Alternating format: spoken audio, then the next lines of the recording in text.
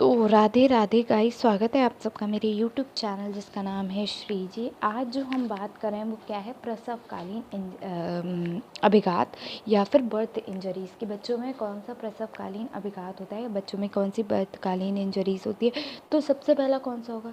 अच्छा, प्रसवकालीन अभिघात का मतलब क्या हुआ? जो हमें प्रसव में हुआ, मतलब गर्भ के टाइम में हमें जो इंजरीज हो गई, ठीक है, जो गर्भ में ही हो गई, ठीक है। तो सबसे जो इम्पॉर्टेंट होती है वो क्या होती है? श्वास अवरोध होगा, यानी कि एक्सफाइक्सिया न्यूनेफ्रम होगा, ठीक है। तो श्वास अवरोध मतलब बच्चा सही से सांस नहीं ले पा रहा, उसके भी डिफरेंट डिफरेंट कॉम्प्लिकेशंस होंगे, सिम्टम्स होंगे, कॉजेज़ होंगे, ठीक है। क्यों नहीं ले पा रहा, उसका ट्रीटमेंट और प्रिकॉशन होगा। उसके बाद आपका आता है उपशीर्षक, ठीक है। दूसरा है उपशीर्षक, ठीक है, यानी कि कैपट सुकिडम या सिफेलो हेमाटोमा, ठीक है। तीसरा जो आ रहा है अप्स पैलेसी, ठीक है। चौथा आ रहा है भ्रगा, यानी कि फ्रैक्चर जिसे हम कहते हैं, ठीक है। पांचवा जो आपका है वो है आपका उल्बक, ठीक है। तो उल्बक भी कहते हैं इसे और उल्बक भी कहते हैं, ठीक है। अब मैं बात करूं प्रसवकालीन अभिघात में श्वास अवरोध की, तो asphyxia neonatorum in modern terms is known as asphyxia neonatorum, ठीक है। ASPHXYA sorry ASPHYXIA neonatorum NUNATORUM, ठीक है। It is a condition that occur when a baby does not get enough oxygen during the birth process, may lead to the long term complication or even fetal death, ठीक है। क्या हो जाता है, जब बहुत टाइम तक बच्चे को हमारे वॉर्म में किसी भी मदर के वॉर्म में नहीं मिल पा रही है सप्लाई की, ऑक्सीजन की सप्लाई प्रॉपरली नहीं है, तो क्या होगा, न्यूनेट्रम एस्फाइक्सिया न्यूनेट्रम हो जाएगा, ठीक है। इससे क्या होगा, कॉम्प्लिकेशन बनेंगे, फीटल की डेथ भी हो जा सकती है। It is known as perinatal asphyxia और बर्थ एस्फाइक्सिया, ठीक है। ये दोनों कहलाता है पेरीनेटल, या तो ये तब हो जब बेबी की डिलीवरी हो रही हो तब भी हो सकता है, या ये तब हो जब बेबी वॉर्म में है तब भी हो सकता है, तो ये फीटल की डेथ करा देता है। नेक्स्ट क्या है, कॉजेज, ब्लॉक्ड एयरवेज, ठीक है, हर तरफ से एयर ब्लॉक है। एनीमिया भी हो सकता है, इन्फेक्शन हो सकता है, लॉन्ग लास्टिंग और डिफिकल्ट डिलीवरी में भी हो सकता है। Insufficient oxygen supply of mother before और during delivery, mother BP is too high and too low during delivery, placenta separates too quickly from the uterus, umbilical cord wraps out the baby, मतलब उसके गले में जकड़ गई है, ठीक है। तो इसकी वजह से हो सकता है symptoms, the length of the time the baby goes without oxygen affect the severity of the symptoms, the longer a baby is without oxygen the more likely they are to be experience symptoms, pale और bluish skin, dyspnoea, weak muscle tone, slow heart rate. More severe symptoms can include injury और failure of lungs, heart, brain, kidney, ठीक है। Treatment और precautions में आप क्या देंगे? Severity of the symptoms influences the treatment. The timing of when the diagnosis is made so also affects their treatment. Mother may receive additional oxygen before the delivery to boost a baby oxygenation before birth. Cesarean delivery is a potential preventive measure if in prolonged or difficult deliveries. After birth, the baby may need ventilation to support respiration. Keeping baby warm reduces harmful effect. Monitoring the BP and fluid intake to make sure that the child is getting enough oxygen, ठीक है।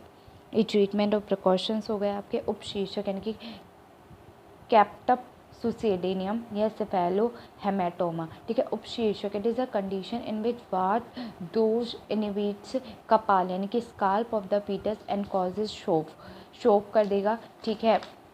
निदानवाद प्रकोप due to the prolong difficult labour, मतलब labour pain difficult होता जा रहा है। With increase pressure trauma, हम बहुत ज़्यादा प्रेशर हुआ है ब्रेन पे या ट्रॉमा लगा है, ठीक है। Prolong external pressure on foetus head, foetus के हेड पे बहुत ज़्यादा प्रेशर पड़ा है। तो इससे लक्षण क्या है? शोफ एंड रोज है, विवरण है, रक्त संग्रह है, चिकित्सा स्तेहन स्वेदन विलंबता। अगर हम मॉडर्न के अकॉर्डिंग देखें तो क्या उपशीर्षक को क्या कहते हैं? कैप्टप स्कुडम या सेफेलोटोमा कहते हैं। It is a swelling of the newborn scalp occur soon after the delivery, सब में मजा आती है। Cephalohematoma occur as a lump on fetal head, मतलब एक अलग से निकल आएगा। To completion of the blood leading to the haemorrhage between the skull and periosteum. Periosteum अगर ये बहुत लॉन्गर टाइम तक रहेगा तो तो क्या होगा, देखो स्वेलिंग सबको होती है, ये बात सही है, स्वेलिंग नॉर्मल है, लेकिन एक एबनॉर्मल स्वेलिंग ब्रेन में निकली हुई है तो वो क्या है, उसको चेक करना ज़्यादा ज़रूरी है, ठीक है। ब्लड लीडिंग टू द, जिससे कि उस बेबी को हेमरेज ना हो between the skull and पेरियोस्टम।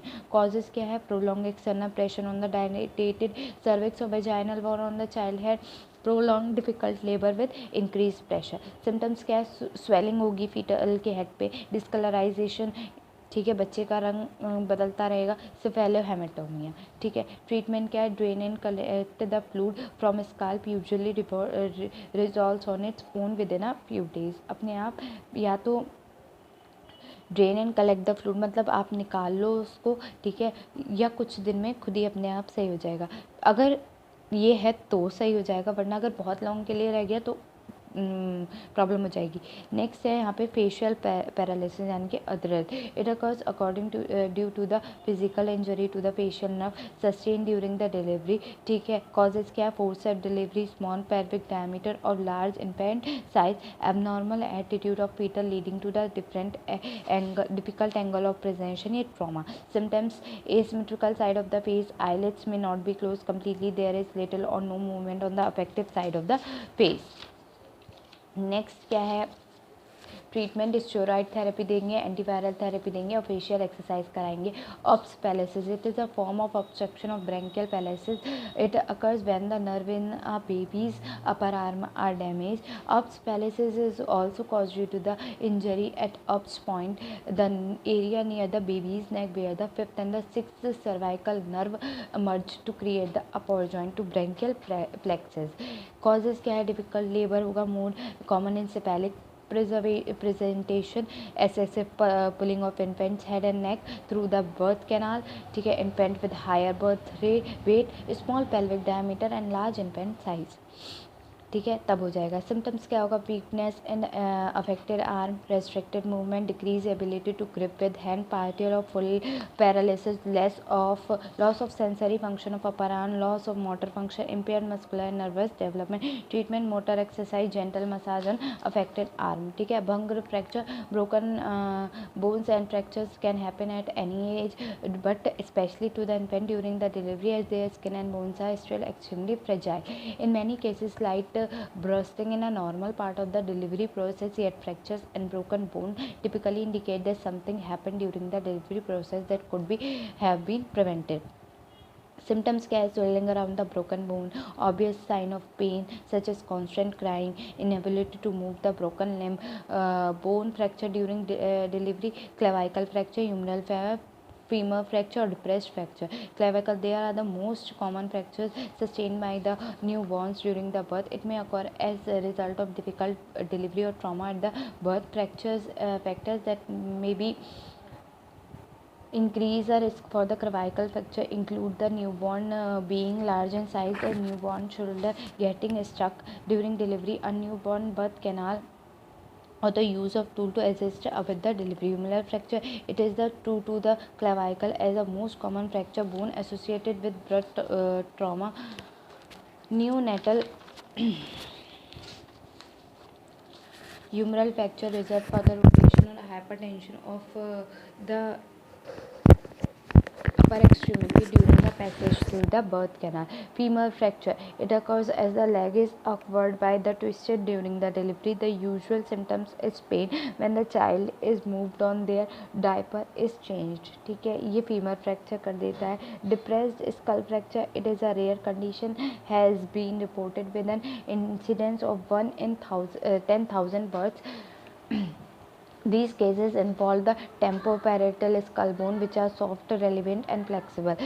Prevention क्या होगा, fracture and the broken bone had occurred during the childbirth are usually be prevented with diligent, carefully medical care during the labor and delivery period. One of the most preventable measures is for the physician to detect the fetal and or one or maternal distress and schedule on every cesarean section. The majority of the babies who experience fracture or and birth one or broken bones were under great distress during delivery. Severe bruising and broken bones and can happen during a normal delivery with no fetal or maternal distress. Sometimes inexperienced medical staff unnaturally pull on the baby even though there is no cause for the concern that the infant is in danger. Inexperienced medical staff member may also be attempt to pick up the baby from their arms instead securely from the back and the neck. Treatment. Medical intervention is always necessary if an infant is experiences a broken bone or fracture. If a fracture occur at the end of the bone, it may affect the growth of the bone. This requires immediate medical attention. In most cases, fractures and broken bones are treated with splint or castus, medication, traction, close reduction, and in severe cases, surgery. उल्बक. It is a condition in which उल्बक भी कहते हैं, इसे उल्बक भी कहते हैं, condition है newborn की does not properly expel गर्भोदक यानी कि जिसने amniotic fluid which leads to the obstruction of स्रोतेस बाय कवदोष क्या अंदर नील लिया है। ठीक है, आजकल ये बहुत कॉमन हो गया है कि एमनियोटिक फ्लूइड अंदर चला जाता है बेबी के।